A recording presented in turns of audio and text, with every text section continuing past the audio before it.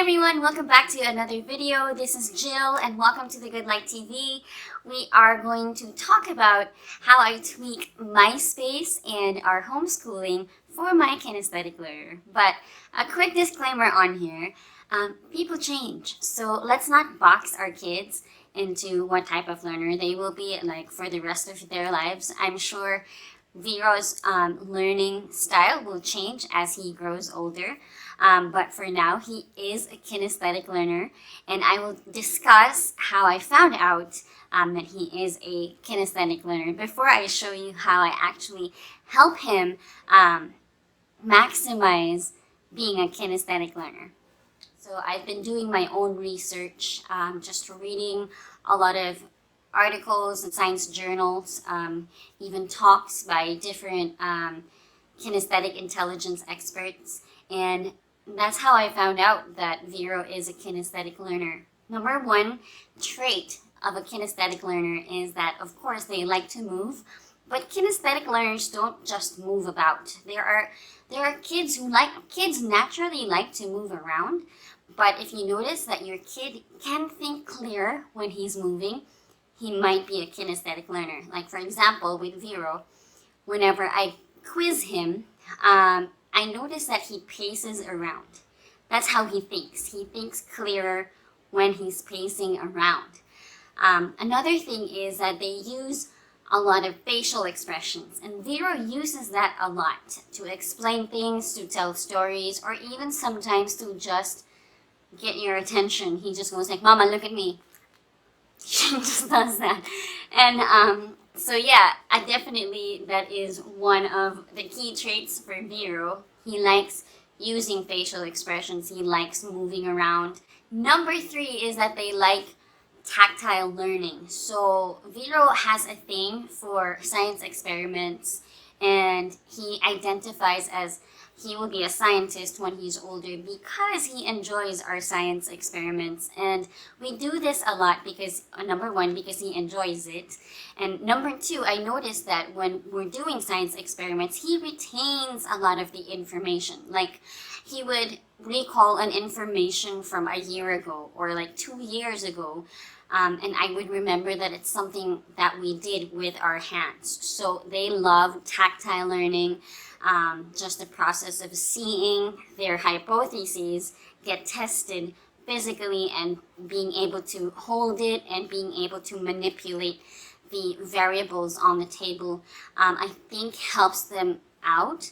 So yes, I think these three traits are trademarks of kinesthetic learner. Initially, I had thought that Vero is a visual learner because he likes to look at things, he's tactile, I didn't realize that he likes tactile learning more than looking at things. So I would create activities for him that would stimulate him visually, but apparently it became such a challenge, so I started to question that, and that's when I started to read more about the different learning styles, and that's when I found out that Vero is definitely a kinesthetic learner. Of course, we don't want to box the whole person into just a kinesthetic learner, because in the future he's going to change.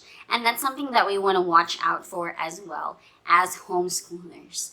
So let's go ahead and talk about how I tweak our homeschooling environment to maximize his learning styles.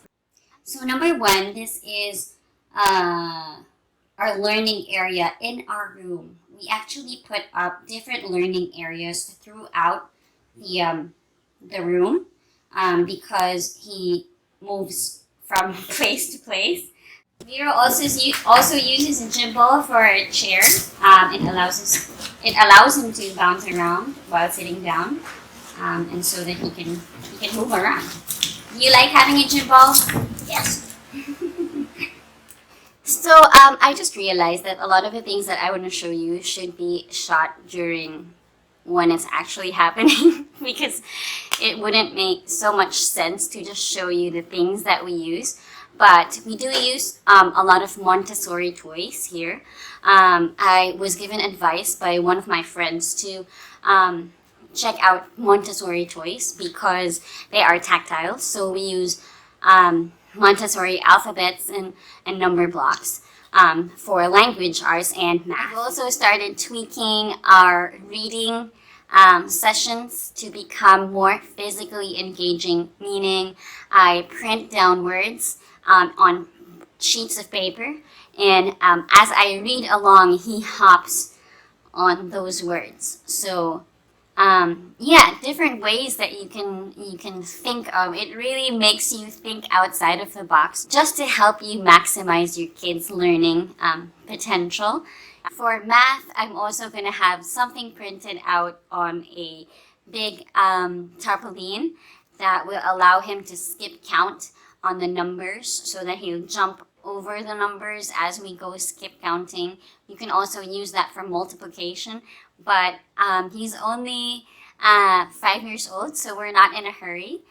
But those are the things that I've started thinking about to help him get the most out of this learning style. Playtime and outdoors time is a definite must for kinesthetic learners. Actually, you can even ask them to do other things after outdoors time. Like for example, when their mind has been sharpened by all the kinesthetic activity that just happened, you can put down an arts activity or a writing activity, and you will see that they will do it and they will have focus.